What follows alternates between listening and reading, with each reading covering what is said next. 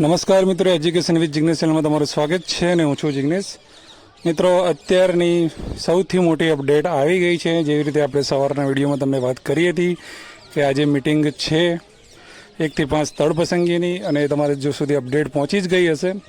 પણ આ વિડીયો જે છે ખૂબ જ મહત્ત્વનો સાબિત થવાનો છે. જેટલા પણ 1 થી 5ના મિત્રો સ્થળ પસંદગી માટે જવાના છે, તો જે પણ આખો પરિપત્ર છે એનો આપણે અભ્યાસ કરીશું અને તમને ડિટેલ્સમાં હું જણાવીશ. તો આખો વિડીયો જોજો તો કોઈ પણ સવાલ તમને નહીં રહે. તો એના માટે સમય કાઢીને મેં વિડીયો બનાવ્યો છે. તો તારીખ ઓફિશિયલી આવી ગઈ છે સ્થળ પસંદગીની. 17 તારીખ જે છે, 17 સાથે આપણે જે તે જિલ્લા કે નગર શિક્ષણ સમિતિમાં હાજર થઈ જવાનું છે. ત્યાં નિમણૂક હુકમ મળી જશે. 18 તારીખે જે છે શાળામાં હાજર થવાનું છે. 24 તારીખ સુધીમાં ગમે ત્યારે હાજર થઈ શકો છો. કેટેગરી માટે શું છે, બિન અનામત માટે શું છે, શું પણ એ પણ છે, બધું આપણે જોઈ લઈએ પરિપત્રમાં. એ બધું તમને ખ્યાલ આવી જશે. તો અહીંયા તમારી સામે પરિપત્ર છે. પ્રાથમિક શિક્ષણ નિયામકની કચેરી દ્વારા થયેલો, તમામ જિલ્લા પ્રાથમિક શિક્ષણાધિકારી અને શાસનાધિકારીને થયેલો છે. વિદ્યા સહાયક ભરતી 1 થી 5 ગુજરાતી માધ્યમ વર્ષ 2024 અંતર્ગત જિલ્લા પસંદગી કરનાર ઉમેદવારોને નિમણૂક આપવા બાબત. હવે અહીંયા 1/11/2024ની જાહેરાતનો ઉલ્લેખ કરેલો છે, અને ત્યાંથી જે છે એ સાહિત્ય જે સોંપવામાં આવ્યું છે, તો શું શું સોંપવામાં આવ્યું છે એની પહેલાં વાત કરેલી છે. તો જે તે જિલ્લામાં સાહિત્ય આપણું આપેલું છે કે ઉમેદવારોનું અસલ અરજીપત્રક ફોલ્ડર જે છે એ આપેલું છે. ઉમેદવારે આપેલું સંમતિપત્રક આપેલું છે, જે આપણે ત્યાં 3 ફોર્મ ભરાયા હતા એની વાત છે. ઉમેદવારોના જિલ્લા પસંદગી માટે આપેલ વિકલ્પ ફોર્મ, જે આપણે જિલ્લો પસંદ માટે વિકલ્પ ફોર્મ પણ આપ્યું હતું એ પણ છે એની અંદર. ઉમેદવાર કરેલ જિલ્લા પસંદગીના હુકમ જિલ્લાની નકલ, એટલે કે જે નકલ આપણને આપી હતી એ સિવાય એવી નવી નકલ જે જિલ્લાની હતી એ પણ ત્યાં આપેલી છે. અને જિલ્લો પસંદ કરનાર ઉમેદવારની કોમન મેરિટ યાદી પણ આપેલી છે, એટલે કે જે પણ જિલ્લાનું આખું મેરિટ બનાવીને પણ આપ્યું છે એમને. અને જિલ્લા પસંદગી કરનાર ઉમેદવારોનું વિષયવાર કેટેગરીવાર સોંપવામાં આવેલ અરજી ફોલ્ડરની સંખ્યા દર્શાવતું પત્રક, એટલે કે આખું તમામ જિલ્લાનું જે પણ બધી માહિતી છે બધી જ જિલ્લાની અંદર સુપ્રત થઈ ગઈ છે. હવે આગળ જોઈએ કે ધોરણ 1 થી 5માં 1/11/24ની જાહેરાતમાં જે દર્શાવેલું હતું કે 5/6/25 થી 9/6 અને 9/7/25 દરમિયાન જે જિલ્લા પસંદગીમાં ઓનલાઈન જિલ્લા પસંદગી કરેલ છે, એટલે કે જે આપણે 9 તારીખ સુધીમાં જિલ્લા પસંદગી થઈ છે, તો આપણા જિલ્લા નગર શિક્ષણ સમિતિ પસંદગી કરેલ મેરિટ યાદી મુજબના ઉમેદવારોને નિમણૂકને ભલામણ કરવામાં આવે છે. અને પૂર્વ શિક્ષણ ઉમેદવારોને નિમણૂક આપતા પૂર્વે શિક્ષણ વિભાગના 17/3/23ના ઠરાવમાં કરેલ જોગવાઈની હેઠળ એક પસંદગી સમિતિ એ લોકો બનાવશે. પસંદગી સમિતિ સમક્ષ ઉમેદવારોને ઉપસ્થિત રાખી ઉમેદવારોની લાયકાત અને અન્ય વિગતોની ભરતી સંબંધિત ઠરાવો, પરિપત્રો, જાહેરનામા ચકાસણી કરી અસલ પ્રમાણપત્રોની સાથે કરી ત્યારબાદ ઉમેદવારે ભરતીના નિયમો મુજબ લાયકાત ધરાવતા હોય તો નિમણૂક આપવા ભલામણ કરવામાં આવે છે. એટલે ફરીથી બધું જ તમારું પાછું ત્યાં ચેક થવાનું છે. હવે એક એક વસ્તુ જોઈએ. આ સાથે સોંપેલ અરજીપત્રક અને અન્ય સાહિત્ય તમારી કચેરીમાં કાયમી રેકોર્ડ તરીકે જાળવવાનું રહેશે. એટલે કે આ જે પરિપત્ર જે છે એ ડીપીઓને ઉદ્દેશીને થયેલો છે, પણ એ આપણે જાણવું બહુ જરૂરી છે. એટલા માટે જો કે આ જાહેરાત જે છે એ ઓફિશિયલ જાહેરાત વેબસાઇટ ઉપર પણ આવી ગઈ છે. ઉમેદવારોની સ્થળ પસંદગીમાં નીચેની સૂચનાઓનો અમલ કરવાનો રહેશે. તો પહેલી સૂચના એ છે કે તમામ ઉમેદવારોને 17/7ના રોજ સ્થળ પસંદગી કરાવવાની રહેશે, અને તમામ ઉમેદવારોના નિમણૂક હુકમ કરવાના રહેશે. એટલે કે 17/7ના રોજ જે છે સ્થળ પસંદગી આપી દેવાની છે. પણ હવે જે છે ખાસ પોઈન્ટ ધ્યાન રાખજો, જે ઉમેદવારો બિન અનામત કેટેગરીમાં પસંદ થયા છે તેઓને નિમણૂક હુકમ આપવાના રહેશે. જ્યારે SC, ST અને SCBCમાં પસંદગી થયેલ ઉમેદવારોને the Gujarat scheduled caste, the scheduled tribe and other backward class of caste certificate act 2018 મુજબ વિવિધ સંવર્ગોમાં તમામ ઉમેદવારોને નિમણૂક આપતા પહેલાં જાતિ પ્રમાણપત્રોની સંબંધિત વિશ્લેષણ સમિતિ મારફત ચકાસણી કરાવવાની થાય છે. એ મુજબ સંબંધિત નિમણૂક સત્તાધિકારી દ્વારા ચકાસણી કર્યા બાદ જાતિ માન્ય ઠરે તો જ નિમણૂક હુકમ આપવાના રહેશે. તો જે લોકોએ ઓપનમાં લીધું છે, જનરલ કેટેગરીમાં જેમણે લીધું છે એ લોકોને તરત ને તરત નિમણૂક આપી દેવાની છે કે ને એવું ઓર્ડર આપી દેવાના છે, બરાબર છે. પણ જે લોકોએ SC, ST કે OBCમાં લીધેલું છે એ લોકોને તરત ઓર્ડર નથી આપવાના, કેમ કે જે પણ પરિપત્ર થયેલો છે કાસ્ટ વેરિફિકેશન બાબતમાં એમની જાતિ સાચી સમિતિ દ્વારા ઠરે એ પછી જ એમને નિમણૂક આપવાની છે. જોઈએ આગળ શું છે. જે ઉમેદવાર જાતિ પ્રમાણપત્ર ખોટા ઠરે તેઓને જિલ્લા પસંદગી પત્ર નિમણૂક હુકમ રદ કરવાનો રહેશે. અને જાતિ પ્રમાણપત્રની વિશ્લેષણ સમિતિ મારફત ખરાઈ ચકાસણી સત્વરે પૂર્ણ થાય તે મુજબ આપણી કક્ષાએથી જરૂરી વ્યવસ્થા કરાવવાની રહેશે. તો આ જે જાતિ પ્રમાણપત્રની ખરાઈ કોણ કરશે? તો જે પણ જિલ્લા શિક્ષણ સમિતિ જે છે એ લોકોએ સમિતિ દ્વારા વિશ્લેષણ કરાવવાનું છે, આપણે ક્યાંય કરાવવા જવાનું નથી.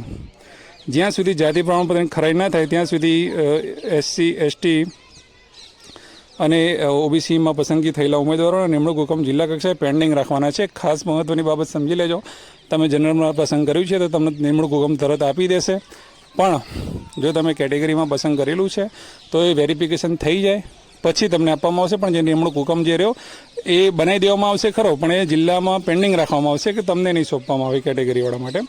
હવે બિન અનામત કેટેગરીમાં પસંદગી પામેલ ઉમેદવારોને શાળામાં હાજર કરવાનો સમયગાળો છે 18/7 થી 24/7 સુધીનો રહેશે, તેવો ઉલ્લેખ તેમના નિમણૂક પત્રમાં કરવાનો રહેશે. એટલે આપણને જે પણ નિમણૂક પત્ર આપવામાં આવશે, જે લોકો ઓપનમાં લીધેલું છે એ જે છે 18 થી 24 સુધીની વચ્ચે શાળામાં હાજર થઈ શકશે.